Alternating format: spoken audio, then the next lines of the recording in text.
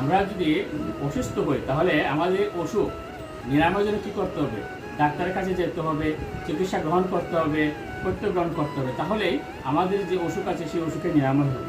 তেমনি আমাদের যে ভবরোগ আছে, এই ভবরোগের চিকিৎসা করার জন্য আমাদেরকে সদ্গুরুর চরণাশ্রয়িত হতে হবে। সদ্গুরু চরণাশ্রিত হতে হবে, সাধুসঙ্গ করতে হবে, ভক্তসঙ্গ করতে হবে, বেশি বেশি করে শাস্ত্রগ্রন্থ অধ্যয়ন করতে হবে আর নাম জপ করতে হবে। তাহলেই আমাদের এই বহুরূপ কেটে যাবে। আমরা প্রচুর পরিমাণে সাধুসঙ্গ করতে হবে, কিন্তু আমরা এখন বর্তমানে কী করি? আমরা সাধুসঙ্গ না করে মোবাইলের সঙ্গ করি, টিভির সঙ্গ করি, স্ত্রীর সঙ্গ করি, এইভাবে আমরা নিউজের সঙ্গ করি, কিন্তু আমরা কেউ সাধুসঙ্গ ভক্তসঙ্গ করি।